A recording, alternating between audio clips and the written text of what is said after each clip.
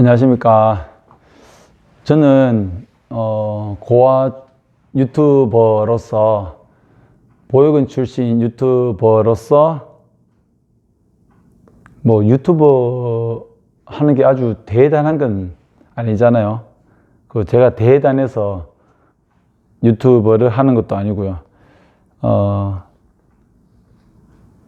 유튜브를 시작할 때는 책을 쓰고 난 다음에 많은 생각이 들어서 이 드는 생각들을 정리를 하면서 또 더 나은 생각들을 여러분에게 전해 주어야 되겠다 라고 생각을 가볍게 시작을 했는데, 유튜브를 찍다 보니 제 자신에 대한 성찰을 가지고, 또 보육원의 존재에 대해서 생각을 가지고, 또한 어떤 고아에 대한 성찰을 통해서 앞으로 우리가 보육원을 어떻게 바라보아야 되는지, 즉 고아를 바라보고 보육원을 바라보는 것이 아니라 우리가 세상을 배워야 된다라는 생각이 들었습니다.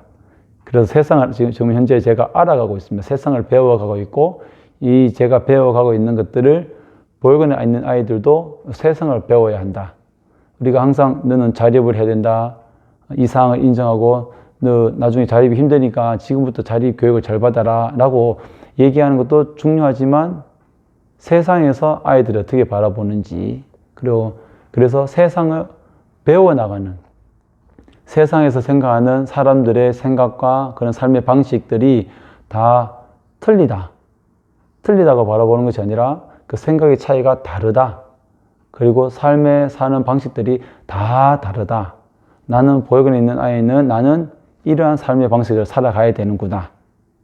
그래서 보육원에 있는 아이들이 내 삶이 틀렸다, 나는 망했어 라고 생각하는 것이 아니라 나는 내 방식의 삶의 방식이 있다. 내가 생각하는 삶의 가치관이 있다. 내가 살아가는 삶의 어떤 인생관이 다르다 라고 우리 보육원 아이들이 그렇게 생각을 해야 합니다. 우선 그래서 세상을 배우기 위해서 여러 책을 읽다 보니 선량한 차별주의자라는 책을 발견하게 되었습니다. 고아에 대한 인식을 개선하기 위해서 장애인 인식 개선, 여러 그런 교육처럼 고아 인식 개선을 위해서 제 스스로 고민을 하다 보니 고아에 대한 차별, 모욕, 폄훼 등등 이 좋지 않은 단어들을 우리가 이 소위 말하는 차별을 너무나 많이 하고 있다는 그런 생각들이 들었습니다. 이 책의 오늘 앞부분 일부를 바탕으로 해서 제가 여러분에게 한번 말씀을 드리겠습니다.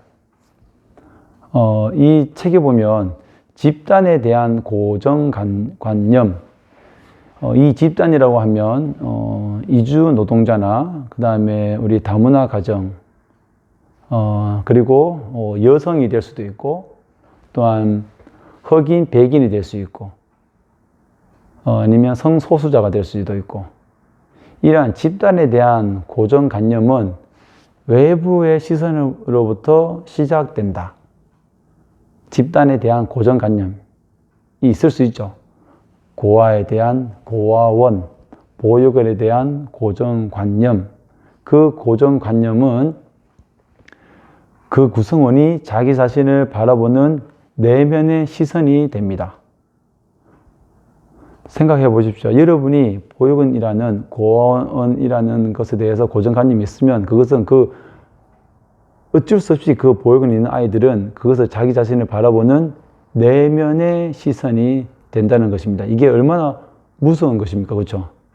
즉 구조적 차별이 되는 것입니다. 구조적 차별. 집단, 고아원이라는 그곳의 고정관념이, 좋지 않은 고정관념이 집단과 자신을 동일시한다는 겁니다. 집단과 자신을 동일시. 그래서 집단에 대한 고정관념이 되는 거죠. 집단의 고정관념이 자기 자신의 고정관념으로 내면화되는 것입니다. 이 고정관념, 집단에 대한 고정관념, 저는 정말 당당하게 얘기할 수 있습니다. 저는 보육원에 대한 고정관념이 어떻더라도 제 나름은 중고 대 시절에 정말 그 고정관념, 그 어떤 관념을 제 스스로 내면화시키지 않기 위해서 저는 정말 무수히 많은 노력을 했습니다. 보육원이라는 그 집단 소속감이 있지만 나는 그 소속감을 가지고 있지만 나는 이 자체만으로 나의 정체성을 만들 수가 없다라는 것에 대해서 저는 확실한 마음을 가졌습니다. 그래서 내 가치관은 내가 만들어 간다. 내 인생관은 내가 만들어 간다. 라는 그러한 확고한 저의만의 철학이 있었습니다. 그래서 보육원에 있는 아이들은 정말 그것이 필요합니다. 타인의 시선으로 인해서 자신의 가치를 떨어뜨리는 그러한 일이 없어야 됩니다. 타인의 시선으로 인해서 수치심을 느끼는 그러한 것은 차별적 구조를 유지하고 있는 것입니다.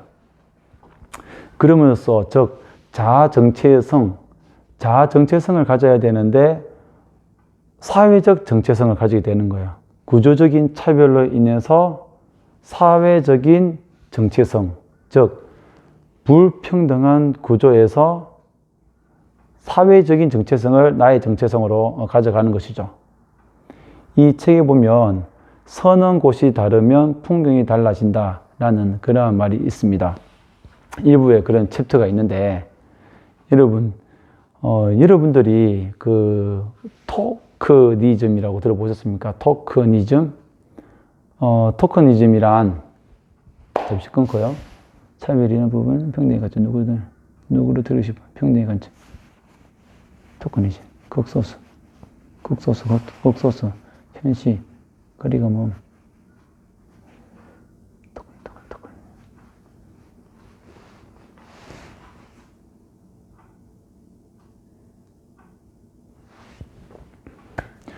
그래서 구조적 차별로 인해서 사회적 정체성을 가진 아이들은 그것을 차별을 선택하는 그런 아이들로 성장하게 됩니다. 여러분, 그 아이들이 어떤 생각으로 그 차별을 선택해 나가는 거 여러분 이해되십니까? 저는 이 책을 읽으면서 상당히 정말 놀랐습니다. 그 구조적인 차별, 집단에 대한 고정관념으로 인한 구조적 차별이 이 아이들이 차별을 선택하는 사람으로 되어진다. 그러면서 불평등한 구조가 계속 이루어지고 있다. 상당히 이거 엄청난 사건 아닙니까? 그래서 보육원에 나온 아이들이 일용직에 있으면서 더 차별을 당한다. 그 상당히 정말 안타까운 일이죠. 여러분 최근에 정부에서 바람개비 서포터즈라고 몇 년 전부터 보육원 퇴소한 아이들 중에 그래도 자립을 잘하는 아이들, 그 자립을 잘하는 30살 20대 초반 중반의 아이들, 그 아이들이 이 세상을 어떻게 다 알겠습니까? 이 사회를 어떻게 알겠습니까? 그 4, 5년 자립을 했다고 해서 바람개비 스포츠자를 하면서 동생들에게 찾아가서 자립에 대한 교육을 시키는, 자립 강의를 하는 그것은 즉 토크니즘입니다. 이 책에서 말하고 있습니다. 토크니즘.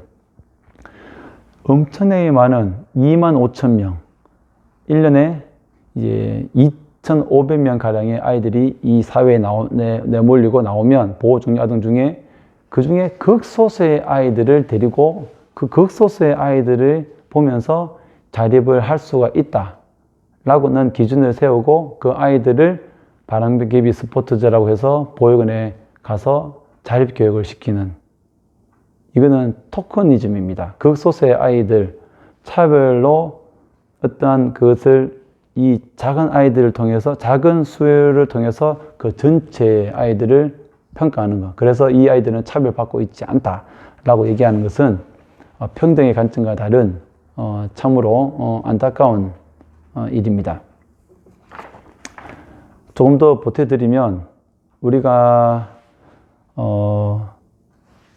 1부에서 얘기하는 건, 마지막 장 얘기하는 건 어떤 세상에 기울어진 그러한 공정성, 어떠한 분이 어떤 일반인이, 장애인이 버스를 탈 때 시간이 더 걸리니까 장애인들은 버스비에 더 많이 내야 되는 것은 아니냐라고 저도 이 책을 읽으면서 황당한 그런 생각이다라고는 정말 엄청나게 황당한 그런 발언이다라는 생각이 들었는데 그것은 그 비장애인의 관점에서 그렇게 생각을 한 것입니다. 장애인의 관점에서 생각하게 되면 절대로 그렇게 얘기할 수가 없죠. 비장애인 입장에서 장애인께서 버스를 타는데 시간이 더 걸리니까 버스비를 더 많이 내야 된다. 그것은 공정하지 못한 기울어진 그러한 공정성, 비장애인 중심으로 설계된 질서에서 시작되는 것입니다. 특권, 비장애인이라는 것이 특권은 아닙니다. 누구나 다 우리가 어떠한 상황에 처하면 부당함을 받을 수가 있는데 우리가 비장애인이 특권이다. 일반 가정에서 하는 것이 특권이다. 그리고 어떠한 부분에서도 나는 특권의식을 가지면 그 역시 다른 분에게는 차별을 느끼게 할 수 있는 그러한 상황이 된다는 것입니다. 잠시만요. 평등하기 말하면 모두의 삶이 쉬워질까? 평등하기만 하면 모두의 삶이 쉬워질까? 부당하면 모두가 똑같이 힘들다.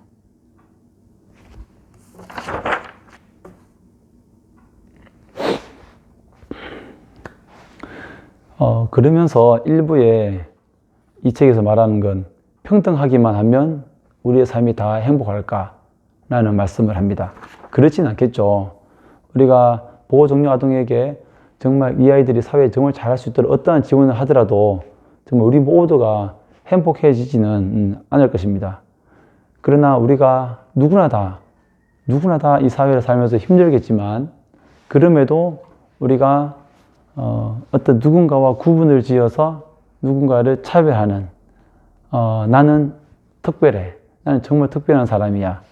부모가 있기 때문에 특별한 사람이고 어떤 취업을 잘 할 때 예를 들어 우리 부모님의 어떤 아는 지인을 통해서 취업을 하게 되었다. 이 모든 것들이 자연스럽다. 특권이라 생각하시면은 그것은 올바르지 않다는 것입니다. 그것은 부모님이 없는 사람에 대해서 그러한 구분을 짓는 것이라고 구분을 짓는 것이기 때문입니다.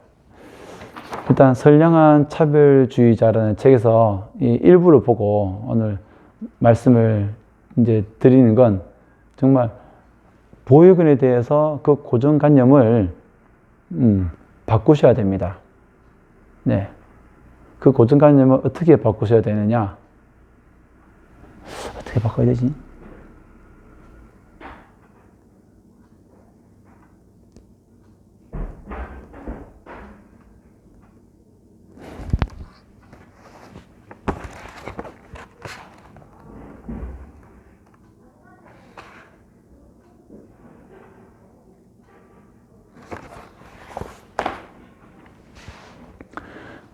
어떻게 고정관념을 바꿀 수 있느냐? 저는 이러한 제 영상을 반복해서 계속 보아야 된다고 생각합니다.